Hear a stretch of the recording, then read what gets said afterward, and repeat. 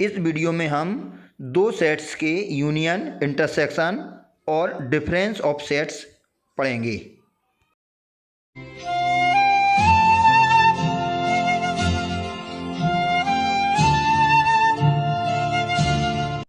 When आरेख यानी Venn diagram समुच्चयों के बीच अधिकांश संबंधों को आरेखों द्वारा निरूपित किया जा सकता है, जिन्हें हम वेन आरेख कहते हैं।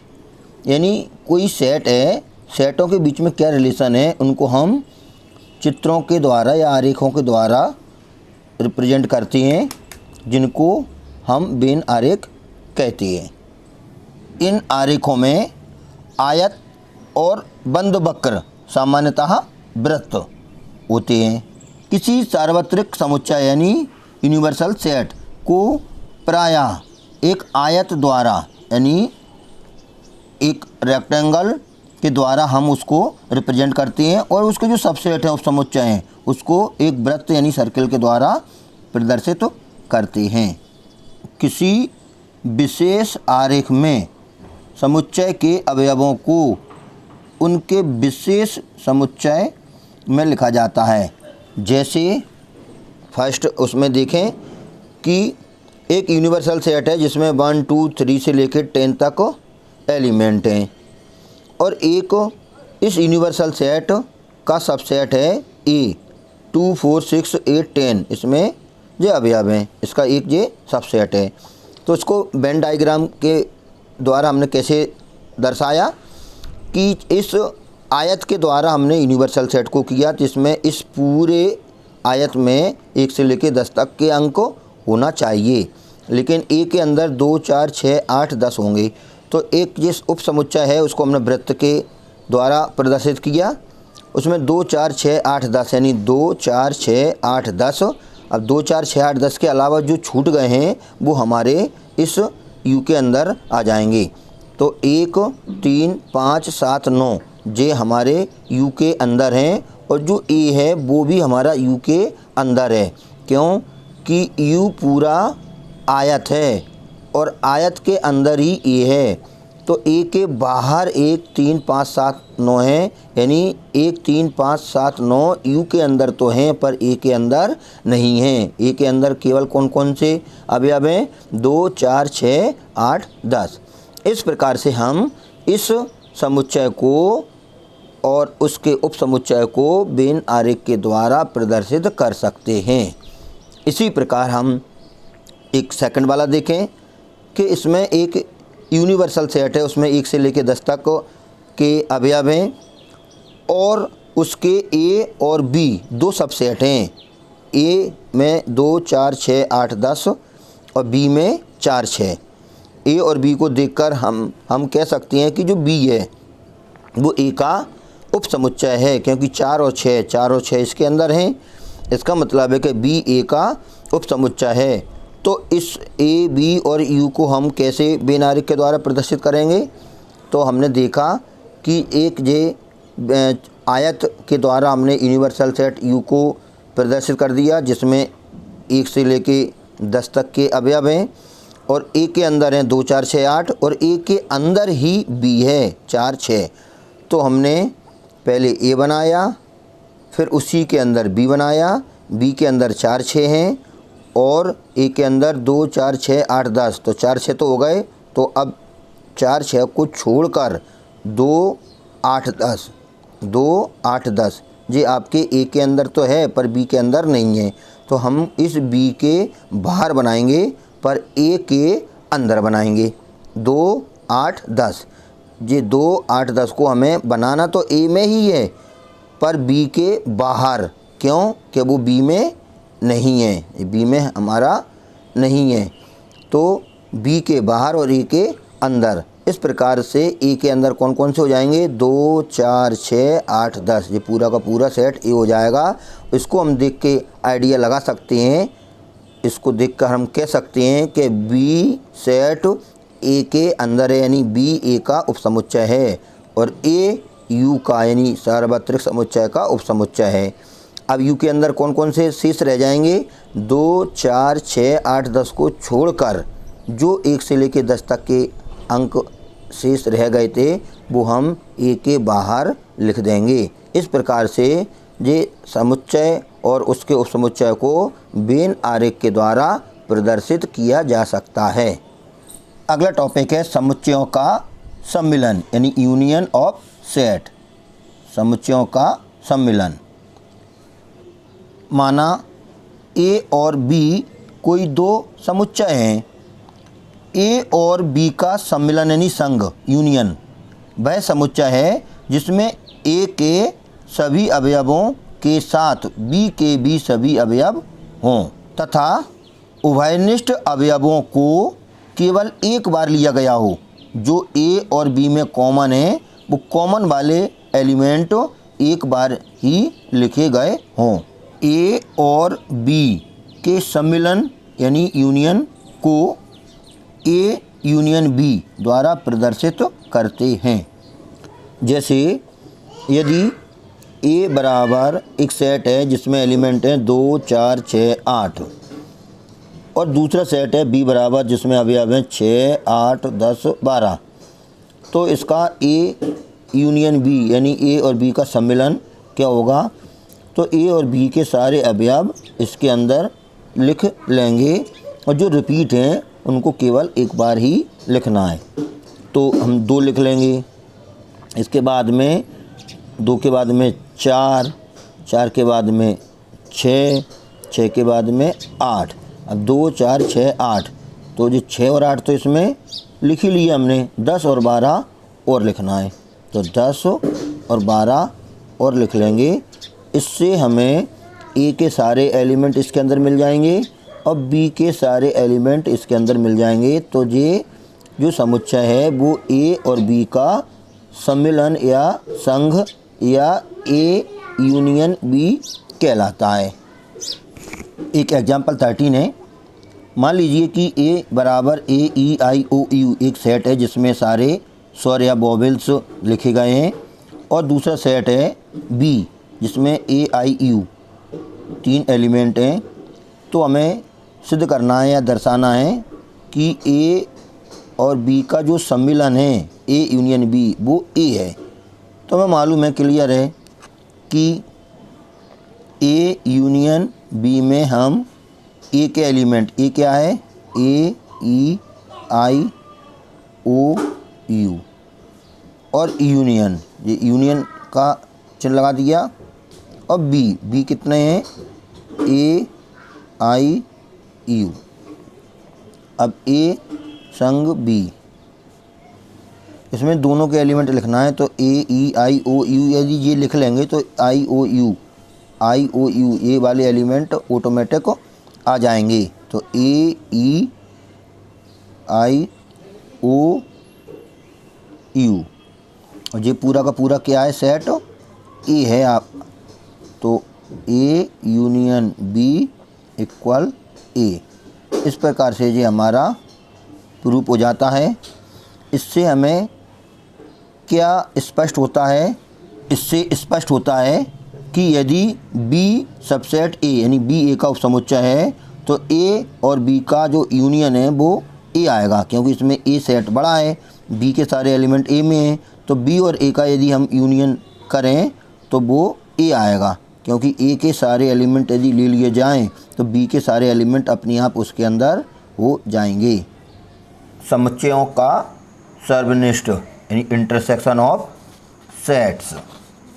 समुच्चय ए और बी का सर्वनिष्ठ उन सभी अवयवों का समुच्चय है जो ए तथा बी दोनों में उभयनिष्ठ होते हैं यानी कॉमन होते हैं। प्रतीक, जो इंटरसेक्शन का प्रतीक है, इतने का प्रयोग सर्वनिष्ठ को निरूपित करने के लिए किया जाता है। अतः ए और बी के सर्वनिष्ठ को ए इंटरसेक्शन बी लिखा जाता है। एग्जाम्पल 15। माना ए एक सेट है जिसमें एलिमेंट हैं 2, 4, 6, 8 और बी एक दूसरा सेट है जिसमें एलिमेंट है 6, 8, 10, 12। तो ए इंटरसेक्शन बी ज्ञात कीजिए। तो ए इंटरसेक्शन बी यानी ए सर्वनिष्ठ बी। तो ए सर्वनिष्ठ बी में कौन कौन से अवयव लेते हैं? जो ए और बी में कॉमन हो। तो इसमें जो कॉमन एलिमेंट हैं वो हम ले लेंगे, तो वो हमारा ए इंटरसेक्शन बी हो जाएगा। अतः ए इंटरसेक्शन बी बराबर जे ए है हमारा, और जे इंटरसेक्शन यानी सर्वनिष्ठ का चिन्ह है, और जे हमारा सेट ये बी है। अब इनमें जो कॉमन है तो इसमें कॉमन है 6 और 8, तो 6 और 8 ये हमारा ए इंटरसेक्शन बी बराबर 6 8, ये हमारा आंसर हो जाएगा। ये एग्जाम्पल 17 है, इसमें माना सेट ए है जिसमें 1 2 3 से लेके 10 तक के एलिमेंट हैं, और दूसरा सेट है बी जिसमें 2 3 5 7 ये 4 एलिमेंट हैं। तो हमें ए इंटरसेक्शन बी ज्ञात करना है और बताना है कि A intersection B set B के बराबर है। तो चूँकि इसको देखकर हम आइडिया लगा सकते हैं या हम देख सकते हैं कि 2 3 5 7 सेट ए के अंदर हैं, 2 3 5 7, यानी बी के अवयव ए में है, यानी बी ए का सबसेट है। तो इनमें कॉमन वाला कौन सा होगा? बी वाला, क्योंकि सर्वनिष्ठ या इंटरसेक्शन में कॉमन अवयव लिए जाते हैं। तो कॉमन एलिमेंट बी है, यदि बी ए का सबसेट है तो इसका इंटरसेक्शन बी ही होगा। यहाँ स्पष्ट है कि बी सबसेट ए, अर्थात बी के सभी अवयव ए में हैं। तो ए इंटरसेक्शन बी बराबर 2 3 5 7, यानी ए और बी में कॉमन, तो कॉमन वही है 2 3 5 7। अतः ए इंटरसेक्शन बी बराबर बी। अगला है समुच्चयों का अंतर, डिफरेंस ऑफ सेट्स। समुच्चयों ए और बी का अंतर उन अवयवों का समुच्चय है जो ए में हैं किंतु बी में नहीं हैं, और इसे ए माइनस बी लिखते हैं। यानी ए माइनस बी में वही अवयव होंगे जो ए में तो हैं परंतु बी में नहीं हैं। ए माइनस बी को हम समुच्चय निर्माण रूप में किस प्रकार लिखते हैं कि ए माइनस बी में एक्स टाइप के एलिमेंट होंगे और एक्स ए के अंदर है, एक्स ए का अवयव है परंतु एक्स बी का अवयव नहीं है। एक एग्जाम्पल है 18, माना ए बराबर 1 2 3 4 5 6, इसमें 6 एलिमेंट हैं, और दूसरा सेट है बी, इसमें 2 4 6 8, ये 4 अवयव हैं। तो हमें ए माइनस बी और बी माइनस ए ज्ञात करना है। ए माइनस बी, तो हमने ये सेट ए लिख दिया और माइनस सेट बी। अब ए माइनस बी में हमें ए के एलिमेंट लेना है, यानी ये ए है तो इसके एलिमेंट लेना है, और इसके कौन से एलिमेंट लेना है? जो बी में ना हो, यानी ए माइनस बी में ए के एलिमेंट जो बी में ना हो, तो इसमें नहीं होना चाहिए वो। तो देखो 1 इसमें नहीं है तो हम ले लेंगे, 2 इसके अंदर है तो इसको नहीं लेंगे, 3 इसमें नहीं है तो 3 को भी ले लेंगे, 4 इसके अंदर है बी के अंदर, नहीं लेंगे, 5 बी में नहीं है तो इसको भी ले लेंगे, 6 इसके अंदर है, यह है 6 तो 6 को नहीं लेंगे। मतलब केवल 3 ही ऐसे एलिमेंट है जो ए में तो हैं पर बी में नहीं हैं, तो ए माइनस बी में ये 3 अवयव आ जाएंगे। इसी प्रकार बी माइनस ए, तो बी माइनस ए में बी के एलिमेंट लेंगे, बी के एलिमेंट जो ए में ना हो, तो बी के जो एलिमेंट हैं तो इस सेट में हम वो अवयव लेंगे, बी के वो अवयव लेंगे जो ए में ना हो। तो 2 ए में है तो इसको नहीं लेंगे, 4 ए में है उसको भी नहीं लेंगे, 6 ए में है उसको भी नहीं लेंगे, 8 ए में नहीं है तो उसको हम ले लेंगे। यानी केवल एक ही अवयव ऐसा है जो बी माइनस ए में आएगा। मान लो यदि इसमें 8 भी होता तो हम 8 भी नहीं लेते, तो फिर ये 5 यानी रिक्त समुच्चय हो जाता। ए माइनस बी तो ए आ जाता, पर बी माइनस ए हमारा रिक्त समुच्चय हो जाता। पर हमारा अभी एक अवयव 8 ऐसा है जो ए में नहीं है, तो 8 हम बी माइनस 1 में ले लेंगे। एक्सरसाइज 1.4 का 6वां क्वेश्चन है।